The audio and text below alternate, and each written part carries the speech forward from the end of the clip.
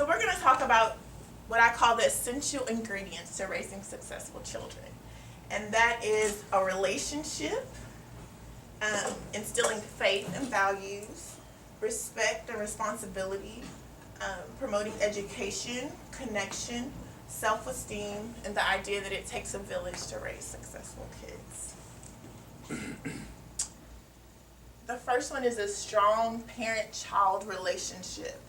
And so from my work, what emerged was that in order to have a strong parent-child relationship, it involves a consistent presence and communication with your children. And so here's a couple of quotes from some people in my study. The idea of presence. Roxy said, "What I do know is that you need to be engaged and present with your kids.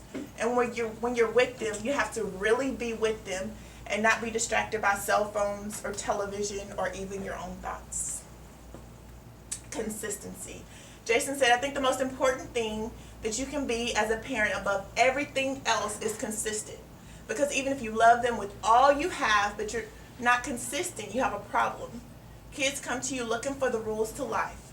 Giving them those rules and being consistent, to me, is the most important thing. And that's where the greatest opportunity for success or failure can come from." And Peter said communication. And so what happened was I interviewed a lot of people, and what happened, and I transcribed kind of what they said, and then started to pull themes out. And then as I heard themes over and over again, those were the themes that resulted in kind of what we're going to talk about today. And so these are specific quotes, but there's a lot of different quotes just like these that represent these different themes. Peter said, "When we were growing up, it was always kids were seen and not heard, but we want to step back from that and give them the opportunity to express themselves and be heard, whether we agree with it or not." And so what we have here is a clip that kind of demonstrates a strong parent-child relationship. So as we watch this, I want you to think about what happened here and what makes this a strong parent-child relationship, and what did the dad do to kind of contribute to this interaction.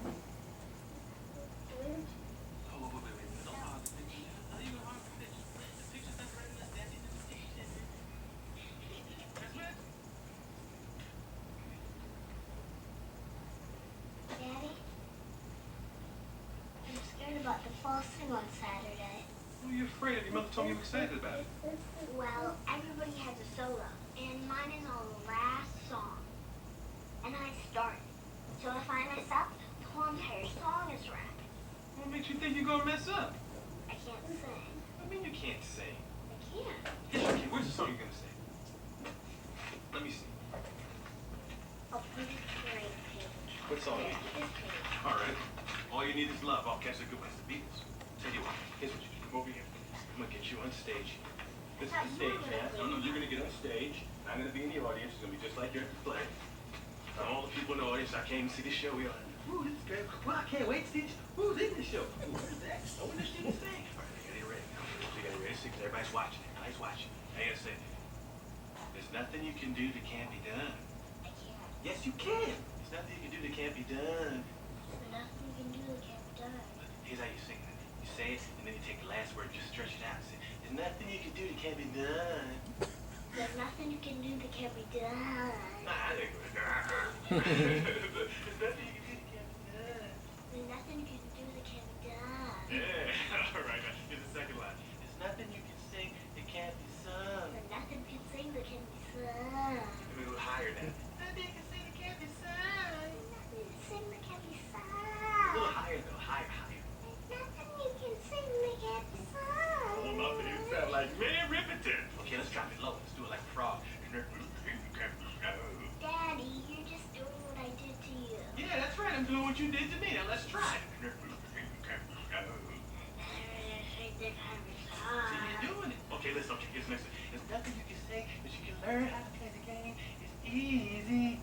There's nothing you can say, but you can learn how to play the game. It's easy. It's easy. It's easy. It's easy. It's easy. That's it. That's it. You're singing. Oh, you're wonderful. You're going to the top. You're going to the top.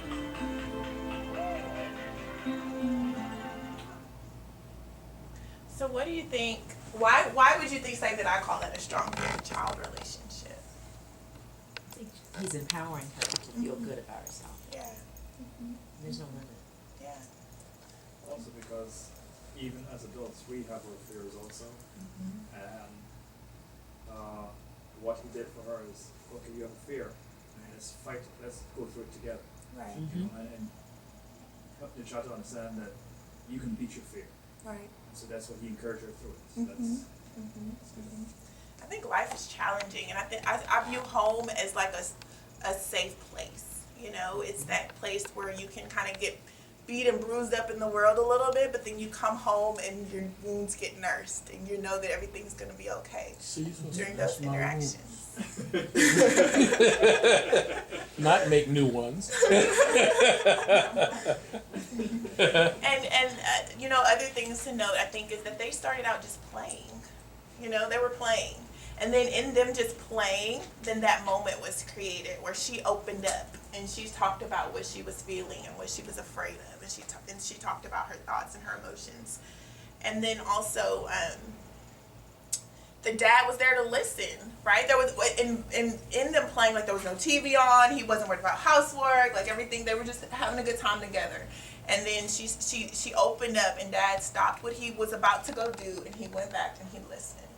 And so those are kind of the things that can contribute to those moments and can contribute to that strong parent-child relationship. So just some tangible things that you can do every day to promote a strong relationship with your children. Have special time each day where you step away from the housework, let the dishes stay there for a minute, turn the TV off, and just kind of get down on the floor and play with them.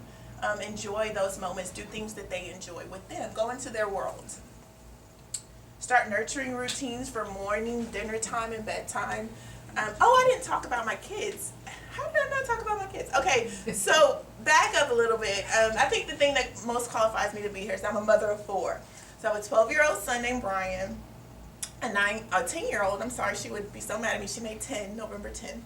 A 10-year-old daughter named Tiara, and then Taylor and Brielle both come here, they're 5 and 3.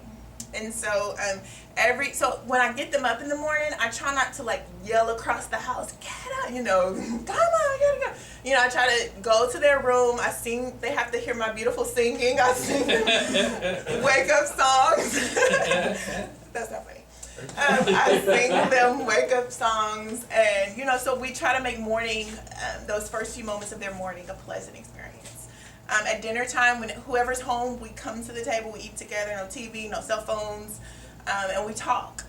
And then nighttime, every night before we go to bed, we all go in the same room, we sing, we pray, and we read. And then that's how we end our night, and they look forward to it. From my 12-year-old to my 3-year-old, you know, they look forward to that. So building those routines.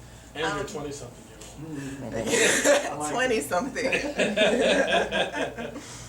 Another thing, and so in those moments is that time. So dinner time, we usually talk about our day, and sometimes just saying, "How was your day?" They'll say fine or good, and then that will be it. So a technique that you can use is to talk about the rose and the thorn of your day. The rose is the best thing to happen to you that day, and the thorn is the worst thing to happen to you that day. And so you share your rose and thorn, and have each one of them share theirs. And what will start happening is throughout their day, something will happen. They'll be like, "That's my rose for the day. You know, that's what I'm going to talk to mom and dad about tonight. You know, or that's going to be my thorn." And it also, when they have those thorns, it takes them to like that safe moment that they know is going to come back later. You know, because the thorns are the difficult parts, right? And so when they think, "I'm going to talk to mom and dad about this thorn," and they think they go mentally into that safe place of when mom and dad are going to be there, and I'm going to get to share this for them. So that kind of helps them to deal with those difficult moments throughout their day. That's the therapist in me coming out. And then something as simple as just greet them with a huge smile when you see them in the morning, when you pick them up from school. You know, let them know you are so excited to see them, you're so happy to see them. Sometimes as parents, we can scan for like, "You're wearing that shirt," or "Those socks don't match," or whatever. You know, our first thing can kind of be critical, so just being aware of that and just stepping back from that, you know, talk about the socks after you let them know how happy you are to see them. I don't know if you guys noticed this, but that's my job here. You do a great job at that. I notice it every morning. Yeah, you know, in the morning, my job is to make the kids feel like this is your place. Right. This Bright Learners Academy belongs to you. You are the most special thing here. And when your kids come in, I always greet them in the first thing in the morning. Hi Noah, how you doing, bud? Good to see you. How you doing, Gavin? Did you have a good night? You know, that's And the biggest smiles come across my kids' faces when they get that greeting, when they walk in. I'm in the back of laughing. I'm like, that's corny, but he. you know, and it really does something for me too, because you know I want them to feel like this is, you know, home is home, but this is backup home. You know, because they're loved here, Yeah. and it matters what they think and what they feel here. Right. And I want them to feel that here. Yeah, and that's always been really important for me when looking for a school, and that was kind of what drew me here. Is like when you walk in, it's kind of like it's home and it's cozy, and you can tell that you guys really care about them, and so that was the thing that kind of set y'all apart from me. It's working. Good job.